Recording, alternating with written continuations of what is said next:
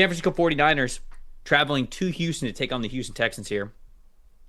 Which side of the ball you want to start with? You want to start with the Niners, who are coming off a big Sunday night football win here? Or you want to talk about the Texans coming off a Monday night football loss? Where are we starting here? I'm going to go with this Texans pass rush with Will Anderson and Danielle Hunter. It's been the best, most consistent part of their team so far. It's the first thing you worry about when you play this Houston team is how are we going to pass protect and how is our quarterback going to protect himself? And I think it's interesting in the context of is it going to be Brock Purdy or Mac Jones? Because you've got a little bit of two different styles that go on there between those two quarterbacks. Obviously, Purdy's still trying to play through this toe injury, and he's one who's known to get outside the pocket and improvise a little bit. Can he do that against an elite pass rush, a team leading the league in pass rush grade and pass rush win rate, so good off the edge? And you see at the bottom there, they hardly have to blitz because their four-man rush is so good at all times, and that makes it really difficult with a team that can constantly drop 7 into zone coverage and win with those 4 guys up front, especially Anderson and Hunter. Or if it's going to be Mac Jones,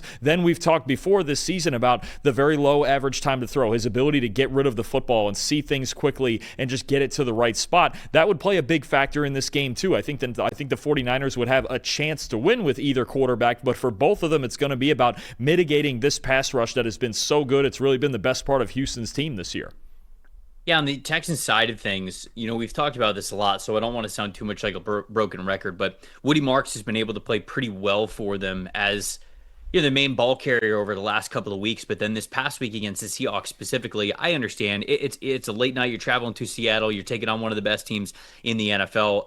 You could struggle, but really it just looked like the beginning of the season Houston Texans that was struggling to get anything going. And unfortunately, it's the run blocking now that's failing them. We talked a lot about the pass blocking for this team that we were worried about going into the season. Specifically last week, 47.8 run blocking grade against the Seattle Seahawks. They were not able to get anything going. And then specifically, Dalton, I don't know if you saw this, 86.7% defeated run blocking percentage for them as a team. That is, oh my gosh. Obviously, it only goes up to 100%. And for 86.7% of the time, they're earning not just a neutral grade, but a negative grade when it comes to run blocking. It's never going to get it done. It's going to be something that's always going to hold your offense back no matter what. And we're just here having the same conversations about the Texans. And unfortunately, I hate to just sound like a parrot or a broken record or an echo chamber or whatever, but until the offensive line gets better, it doesn't matter. It does not matter. And unfortunately for them, they're going up against the San Francisco 49ers team that defended the run as a team, not just up front, as a team very, very well last week. And if we have a similar performance where, I can't remember what Marks's stats were last week. Hold on, let me pull it up. Marks had 10 carries for 15 yards for a 1.5 average per carry number. Like that's, and he had 11 of those yards on one carry. So that just shows you how often he is getting pressure and tacklers either in the backfield or at the line of scrimmage. It's just you're never going to be able to win the way that you need to if your offensive line is blocking like that. And so until the Texans show me some sort of consistency along the offensive line, I cannot take them to win football games. Give me the 49ers here.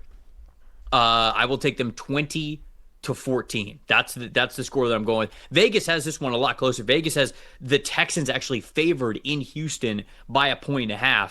What do you think? Are you going with the 49ers? Or are you going with the Texans? I'm actually going 49ers also. Kind of a weird score. I think it's going to be a defensive game. 19-16 San Francisco. I think they get out with a road win, and Kyle Shanahan just finds a way to do it. And I do like the idea with George Kittle being back, Luke Farrell blocking well at tight end, Kyle Juszczyk back there at fullback. I like the idea that the Niners can load up the box with extra blockers in the run game and really attack this four-man front that the Texans are always in. If they can get some of those guys at the second level in the run game like they did last week against Atlanta, I think they can have more success there, and Christian McCaffrey could have another big day. He's obviously the engine. He's going to be the big part of it, and I think Kittle's going to get involved a little bit more in the passing game as well. It's going to be ugly. It's going to be really defensive. I think both teams, especially the Niners, are going to want to stay out of obvious passing situations, but their ability to run the football and just control the pace like they did last week against Atlanta is the difference in the game.